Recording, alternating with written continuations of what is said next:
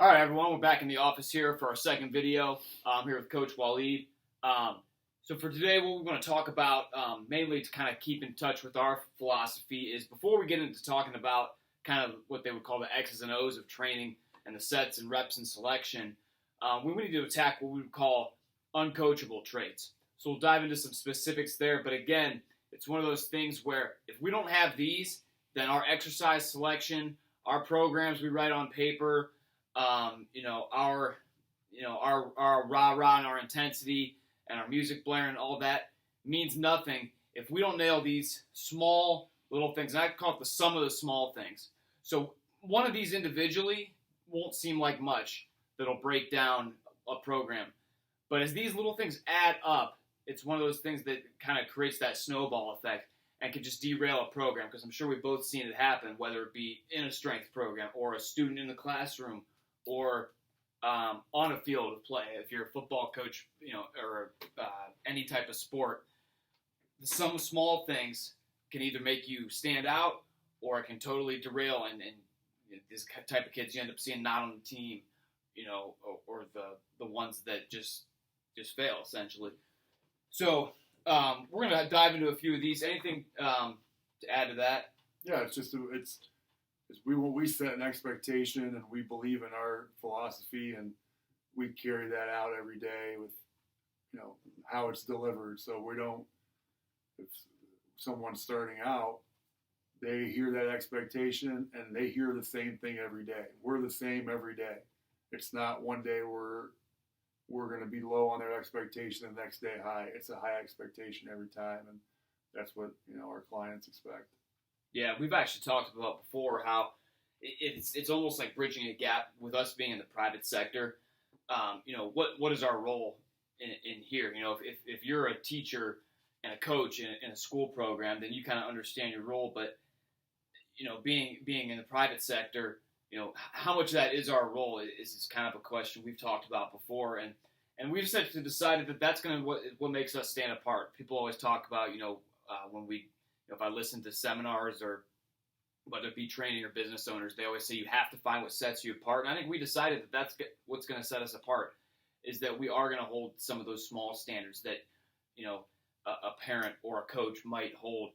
And if that's not for some parents, that's obviously fine. But we want to create an environment that's not just cheerleading, not just everything's always great, which there's a lot of great. But if something's not great, we don't want to pretend like it is. So we'll bust through a couple of these. I'll list them off if you have anything to add. Let me know. So first thing is, how do you arrive? And there's kind of a big umbrella there. So you come to the gym. You've got your workout in. First of all, are you on time? Is huge. It's like the biggest one for me. I put out a thing the other day that's saying if you don't show up on time for it, then you don't care about it. And that's truly how I feel about it. Now, obviously, a lot of people would say, well, I do care about it. I just haven't got here on time. But to that point, it's not a priority to you. It's not a full priority to you for you to be there and be prepared. And, of course, some people will say, well, this happened. We understand that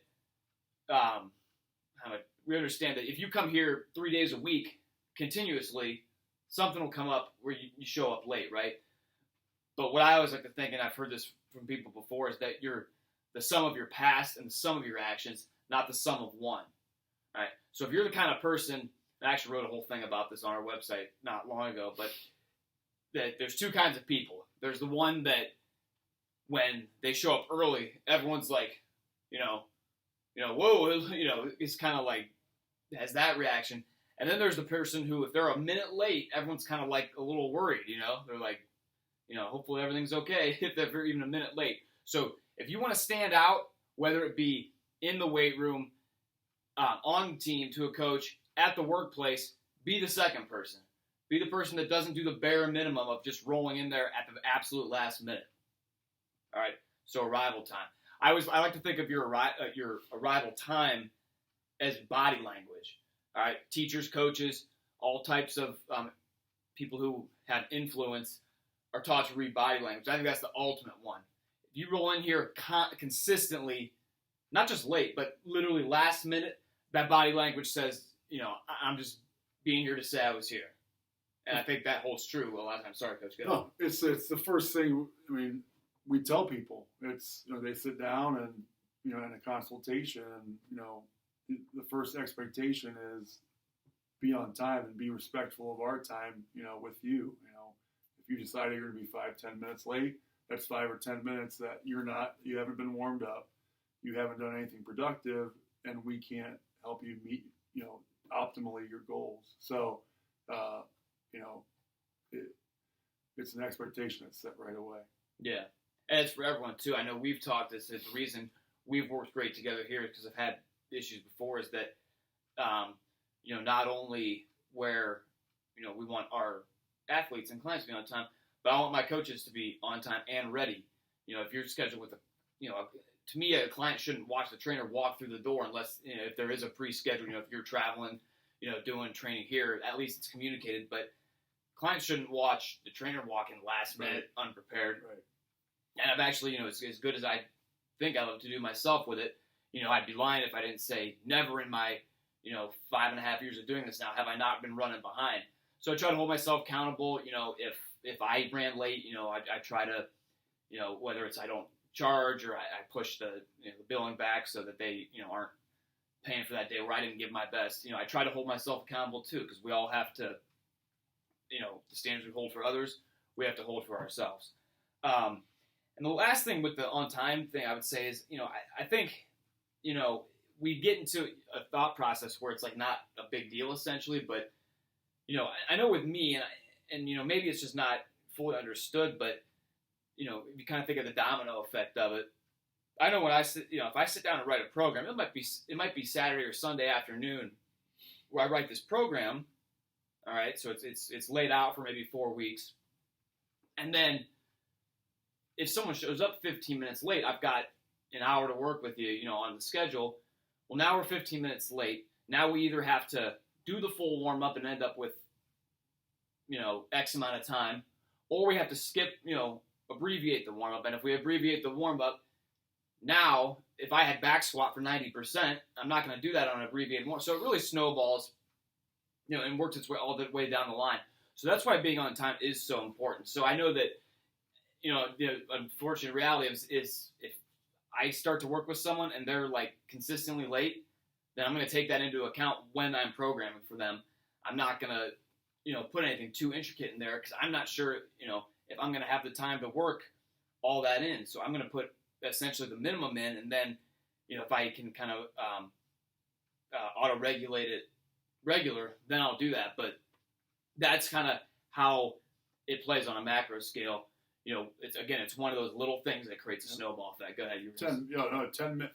If you're 10 minutes late for, say you come twice a week, you're 10 minutes late for 6 straight sessions. That's 1 hour. It's a whole session that you just missed of time that you should be getting better.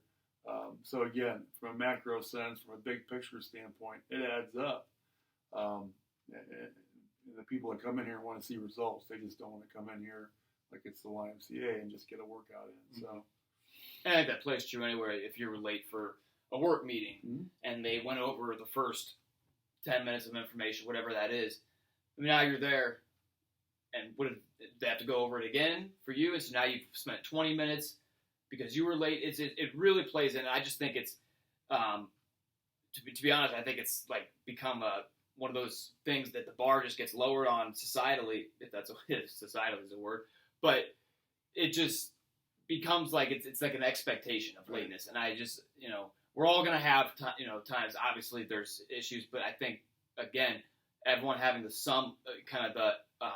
developing that reputation and just that being, being on time, being the expectation, not the outlier for you. So we spent a good amount of time on that. But also with how you arrive, not only on time, but, do you walk through that door with a little zip in your step, or do you, stroll through that door? Days will be different, but, if you consistently come in here looking like a Walking Dead zombie, then how much do you want to be here? It's another body language. So we need people in here. Are you, this kind of plays in later, but, are you wasting time? Are you sitting here changing your shoes for 10 minutes? Or are you getting them on, getting in the bathroom, getting prepared, and out there ready to warm up and get at it? You've got limited time to get work done. We're about to lift weight and sprint and run. It's going to be a high energy thing. So you got to kind of get the gears turning when you come in here. If you roll in here like you just rolled out of bed, then, you might not be wanting to ask us if you go for PR later, if you went through the motions just to get prepped. The warm-up's already basically ready for you, so you know the expectation of what you need to do to get warmed up and what your first exercise is going to be. So, the expectation's already there. The workout's already set up for you. So, how serious are you going to take it? Again, if you're coming 2 times a week for an hour each time, that's 2 hours of your week that you're here. So you want to maximize every second that you're in between these walls. Awesome, and that kind of segues into pretty much honestly the rest of them. But do you come in and get started? Especially if you're a new athlete or client to us, you might need us to show you kind of everything in the process. Once you're kind of in tune to the system, are you the kind of person that can come in and get started? Maybe you ask us, what are we doing today? This, that, but are you able to even independently come in here, get to where you need to be, get the ball rolling, and so everything's ready to go? If it's just sometimes it's just you, or if there's a group, is everybody doing their role to make sure that the train runs smoothly? Because again, there's limited time. Everyone's got to get their work in, and that works whether it's in here again or on the team. Right. Get in and get going. Go ahead. I was done. I was going to move on, guys. Yeah, you hear about, coaches having favorites. Those are your favorite type of kids. Mm-hmm. The ones that, you don't have to say much to. They're the ones setting the tone with their actions, with their urgency, with them holding themselves and their teammates accountable. So the same thing in here, when we have a group of kids or a group of clients that, it's a well-oiled machine of there's urgency, there's knowledge of what that needs to be done, and then there's that accountability within that group. So yeah, exactly. When you said a coach's favorite, all the stuff we're talking about today, like I mentioned earlier, that there's the X's and O's of sports and X's and O's of strength training. The favorites become the ones that you can talk about the X's and O's with and not talk about this stuff. So all this stuff in this video that we're making, if I can not mention it to you as an athlete, then that's how you become a favorite. Yep. When you can stop mentioning this stuff. But when it's when this is just like a daily routine, like the same kind of stuff, that it becomes more of a you become more of a project. We'll put it nicely. But anyway, I think you said it best. That was a good point with. Anyway, moving on. Do you come prepared? All right. So every once in a while we'll get issues here, not as big, but one of my favorite things I see sometimes is where an athlete will say, "Oh, I forgot my gym clothes," or "I forgot my gym shoes," and I don't remember the exact phrasing of it, but somebody said, "Would you ever possibly consider forgetting your cell phone at home?" And I think all of us have a little bit of that. I know, I'm not innocent of that, but it's got to be as important to you as walking out the door, almost without your phone. It's got to be just encrypted. And so you've got to come prepared to everything. You can't, if you show up unprepared, then you've got nothing. So do you have your gym clothes? Do you have, your water? Did you prep your schedule in time, or did you last minute forget to, schedule your dentist appointment around, and get training fixed around it? Did you tell us about, certain things? We always, try to keep you on a program, but did you, tell us when I asked you if you have vacation this summer, or cause we've had that before where it's like, you ask if they have vacation and then you don't really hear much. And then it's like, oh, by the way, we're gone all next week. And so all that goes into preparation. So coming prepared. Did you have anything to add to that one? Yeah, Because that's pretty simple. If you drive to school, you have your bag packed the night before. Throw it in your car. If you know who's taking you to training, again, the night before, prepare your bag, throw it in your mom or dad's car, and you're set. You don't have to worry about it, preparing that next morning when you're in a rush to get to school and whatnot. It's one less thing to prepare for. So it's a little tip there. Awesome. Yeah, so that one's, fairly simple, but a big one. Do you adapt, learn, and progress? So this kind of goes into going back 2 points where you said you're becoming a favorite because I don't have to talk about these with you. That's essentially the process here: adapting, learning, and progressing. There's a phrase in training that they use a lot, is that there's the every time's the first time types, where it's the same stuff every day you're going over, and it's like it went one in and you're out the other.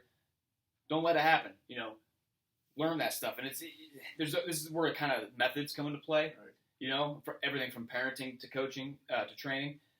Whether it's spanking your kids to make them learn, and here it's like how much do you raise your voice into kids, right. All that kind of stuff. But really, I think the best way is just showing the importance of it. So similar to making videos like this, kind of diving a little deeper into it. But the importance of being a little more independent. Right. We're always here to train. That's our job. So we're not here to have, not do our job, but just simple things, simple, almost like, adult, becoming more of an adult. We watch these kids go from 9th to 12th grade and then on to college. Basic things of becoming an adult, being a problem solver, even sometimes. Yeah, that's a big one. Can you look at a situation, a minor situation, and without just looking around like who's going to come save me? Right. Yeah, and it takes time. That's why we have progress in there, not be perfect, but always adapting, learning, taking a mistake. Remember when you made the mistake last time? Not going over it every day. Yep. And so maybe you make it 1-2 times, and then it becomes, a thing of the past. Yeah. I mean, you this isn't a gym class. You're paying good money to come in here and, I get quality training, and you have to understand that can only happen if you're coachable, and you understand that some of the stuff you're being asked to do, it might be a little bit out of your comfort zone, might not be something that you're going to be great at right away, but, you're going to have to just, trust in coaching and trust that you're going to be progressed the right way by us. Yeah. And that's the thing, throwing in stuff, that we always want to be better at it. If it is out of your comfort zone, we always want to make sure we're doing better at, being open to hearing questions, even if they do seem very obvious to us. That's one thing I've learned to get better at is that it's something seems so obvious to me in the gym, like how to, from, why do I do this to how do I set up? But it is a totally different thing. I try to compare this to me going into anyone else's job, and looking at, if somebody was, a computer technician or something, and I'm looking at the back panel or the dash of a computer, and that'd be like, that's what gyms can be like to some people. I mean, it's brand new. They've only seen it, on TV or in a, like a movie scene or on ESPN or something. Right. You've never actually been in. So us being more open to any type of question, being able to, really explain the importance of everything from the, the little micro details, to the big lifts and, and to why we do this for your performance or your, your goals. So that's an add-on just for how we can be better. And then the last thing is, do you waste time? So this is another big one for me. I just really don't like wasted time, and I like to see. I wrote on the board today that today's message said "on a hop," and it's one of the it's a coach's like a sports coach's favorite saying. We just hear it all the time, and it would be you'd be an individual or whatever with just your position, and then they'd switch periods, and you'd get into a group, and the coach would say, "All right, defensive backs, go meet up with linebackers," and they'd say "on a hop." And that essentially means, like, because guys would look around, fiddle their thumbs for a second. It's like, no, we said go to the linebackers. Like, just go. Right. But that's how it has to be in here, too. And it's just a matter of, again, getting the work in. You got 60 minutes. That's not a ton of time.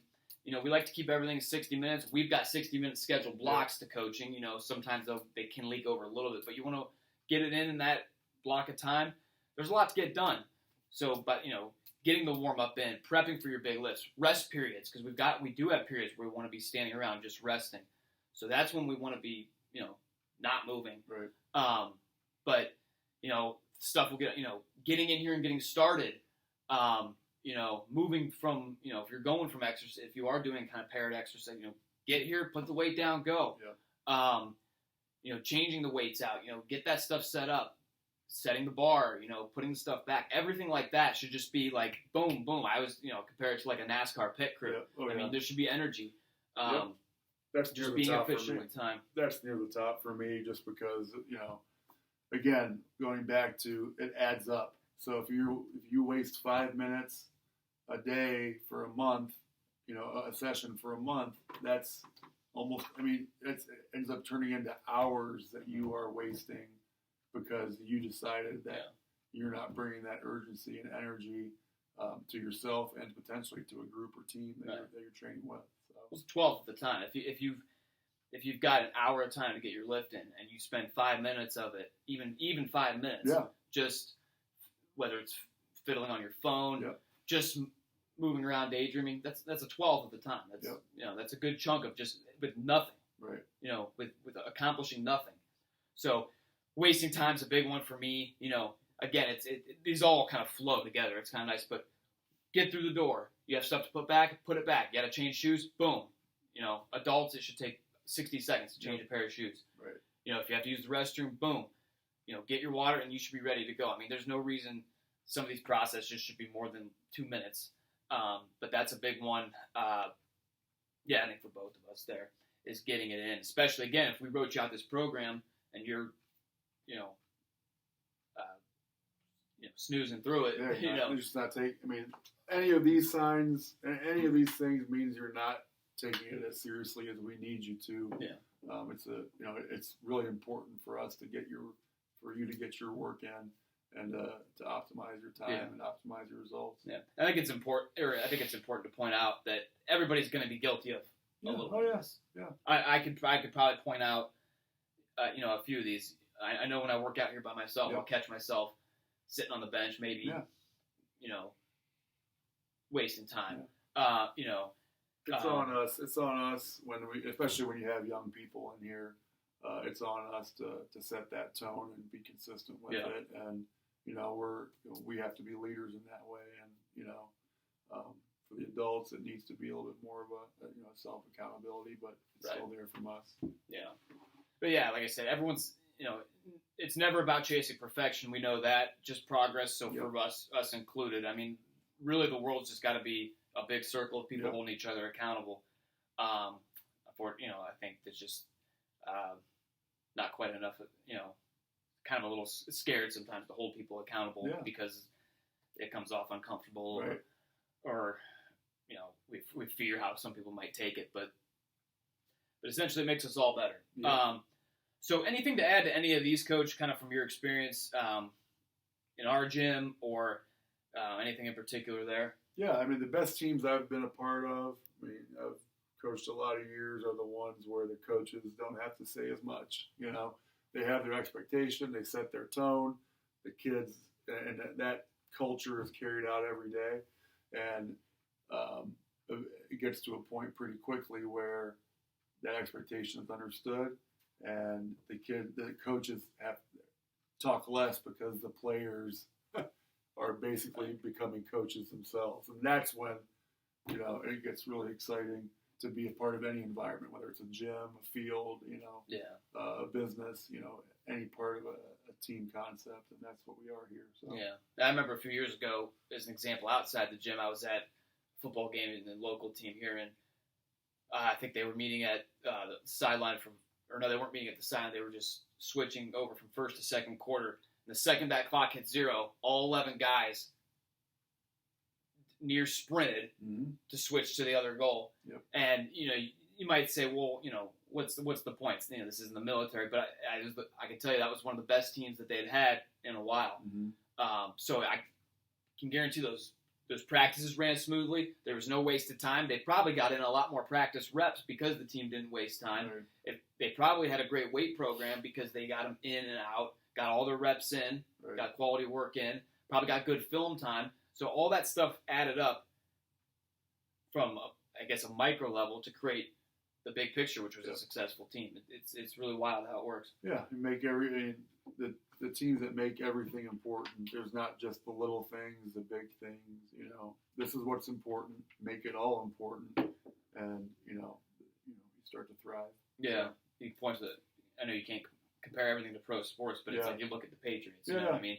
It's that little thing I put something on her Instagram the one day how Jonas Gray got basically not cut for that only, but he basically got put on the bench after a 4-touchdown game because he missed one meeting. Right. One meeting. Right. At the highest level too. And sometimes these guys are professionals. You would think that I don't have I can get a little leeway here, but he missed one meeting, had a game of his life the week before, and didn't touch the field. And again, you can't compare everything to pro sports, but again, when you think about who, if you just asked the general question, who has the highest standard in the NFL? Right. Everyone knows it's Bill Belichick. It's not even close. And it's not even close who has the most success in the past 20 years. If you're taking a meeting off, then you're taking a playoff. You take a playoff and a bit, in the NFL, then that could mean a big play. So, what you do in a team setting affects everybody, not just yourself. So. Good stuff. So hopefully the message, like I said, it's not meant to be negative or anything. It's actually just meant to be uplifting. What can we do better? If people think there's something we could do better, they can let us know. Everyone will kind of take it like, at first, but we always want, just like any other business, we want feedback. Yep. What can we do good?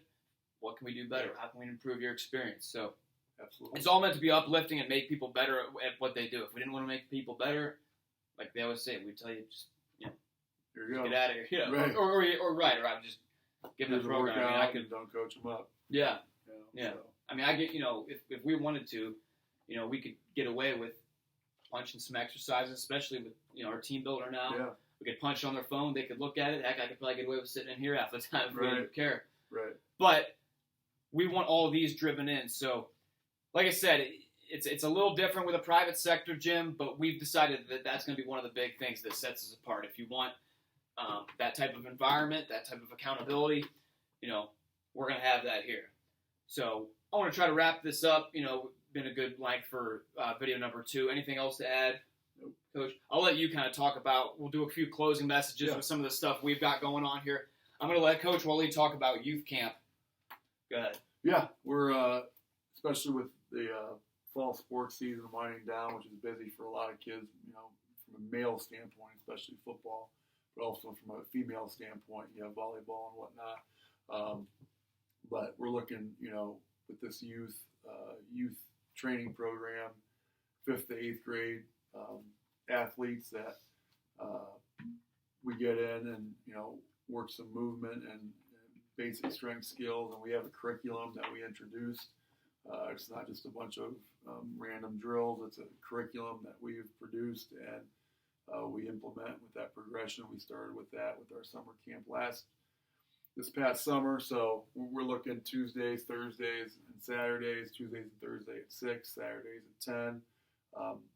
Hoping to get that going very soon. Excited about the potential of that. Cool. Yeah, perfect. So, any grades there? Love to see some of the younger guys, some new faces. And I don't know if I totally missed you say it, but boys and girls. Absolutely. Like I said, fall sports is such a busy season. There's males. There's a lot of males that play football, even soccer. Then there's females that play soccer, play volleyball. So it's a very busy season. So typically in my experience, a real busy time in a gym setting becomes right after that season, where we'll hope to get an influx of male and female athletes. So cool. Yeah, the only 2 I'll have here is that we're always still looking for any participants in our remote training or hybrid program. We offer both. We've actually got a couple hybrids right now. Those people come in and train with us once a week at a regular in-house training rate for one. And then the rest is online. So we're looking for anyone that wants, nutrition training. It's right on your phone. It's the same team builder that the kids use in here. It's the same delivered right on your phone. You get demo videos given right there. You can give videos back to us through the app. So if you want to have your form critiqued, you could take a video and submit it right on the app. You punch your weights in. punch your reps in. You can give notes and feedback, and really we can make it work with anything. If you have one pair of dumbbells, we can make it work. If you've got a full gym at home, we can obviously make that work. A lot of people have that, that bench and bar in the basement collecting dust. We want to see what you have and try to turn it into a progressive program for you. So any kind of, remote or online, whether it be, our phone number, email, website, any more information you might want on our hybrid and remote programs, feel free to contact us. We'd love to talk more about that. And then just the bench press group, still looking just to have a little fun on Mondays, 5:30. Just a group. It's a free workout. It's not like a personal training, but it is just kind of an open group setting.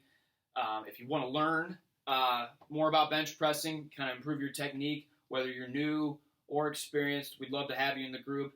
If you have any type of limitations, we can make adjustments for you. We can, we've got 5 guys benching, and 4 of them are bench pressing, and 1 guy's doing a reduced range board press. We can make that happen. So anyone that wants to get at it on Mondays, would love to get some group energy going there. It's also a good introduction if you want to get introduced to our style of training. Yes, definitely. Our philosophy and the system that we believe in, which we'll get to more in upcoming videos. Absolutely. So that'll do it for us today. Second video. Hope to get into a little more of the X's and O's like we talked about down the road, but figured this would be perfect before diving into any of that to drill these home. So love to hear from anyone with any questions, and we'll see you soon.